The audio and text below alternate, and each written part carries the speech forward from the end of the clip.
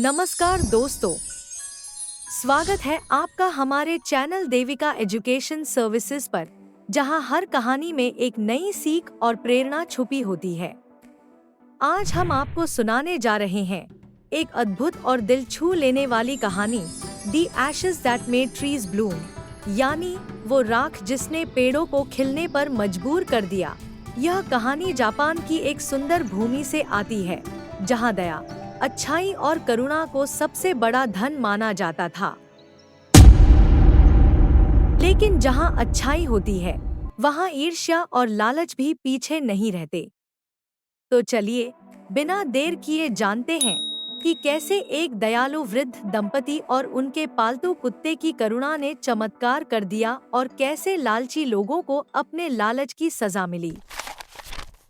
बहुत समय पहले जापान के एक छोटे से गांव में एक बूढ़ा किसान और उसकी पत्नी रहते थे। वे बहुत गरीब थे, लेकिन उनके पास एक अनमोल चीज थी, उनका प्यार और दयालु हृदय। वे दूसरों की मदद करने में विश्वास रखते थे और उनके पास था एक प्यारा सफेद कुत्ता जिसका नाम शिरो था। शिरो सिर्फ एक पालतू जानवर नहीं था, वह उनके परिवार का हिस्सा था।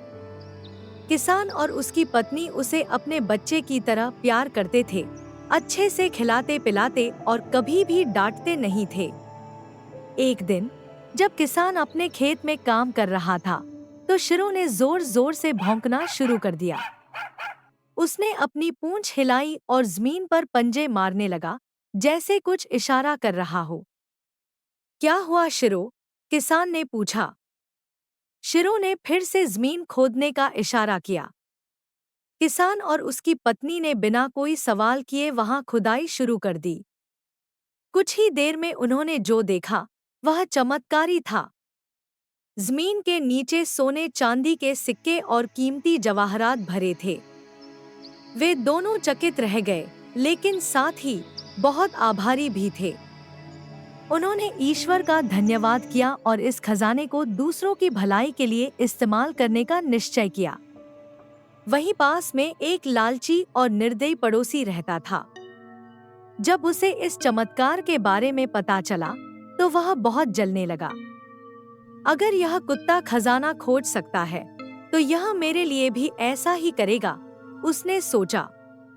उसने शिरो को अपने साथ ले जाने की ठानी। लेकिन वह दयालु नहीं था।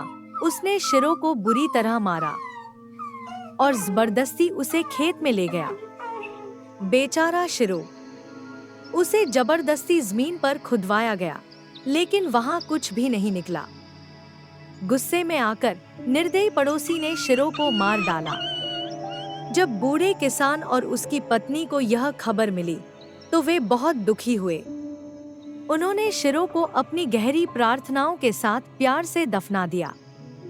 कुछ दिन बाद किसान को सपना आया कि शिरो ने कहा, मेरे पुराने कटे हुए पेड़ से एक ओखली बनाओ और उसमें चावल पीसो, तुम्हें आशीर्वाद मिलेगा।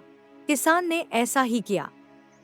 जैसे ही उन्होंने उसमें चावल पीसा, वह चावल अचानक सोने के सिक्कों में बदल गया। यह देखकर पड़ोसी और भी ज्यादा जल उठा। उसने ओखली छीन ली और अपनी किस्मत आजमाने लगा। लेकिन जब उसने उसमें चावल डाला, तो उससे कीड़े और गंदगी निकलने लगी। गुस्से में आकर उसने ओखली को जला दिया। कुछ दिनों बाद किसान को फिर से सपना आया। इस बार शिरो ने कहा, जली हुई ओखली की राख को पेड़ों पर डालो, इससे पेड़ फिर से खिल उठेंगे। किसान ने राख को इकट्ठा किया और उसे सूखे पेड़ों पर डाल दिया। जादू हुआ। जैसे ही राख पेड़ों पर गिरी, सूखे पेड़ हरे भरे हो गए और सुंदर फूलों से भर गए। यह चमत्कार खुद राजा ने भी देखा, जो अपने महल से बाहर निकला था। राजा किसान से बहुत प्रभावित हुआ और उसे पुरस्कार और सम्मान दिया। अब वह सिर्फ एक गरीब किसान नहीं था, बल्कि पूरे गांव में उसका आदर किया जाने लगा।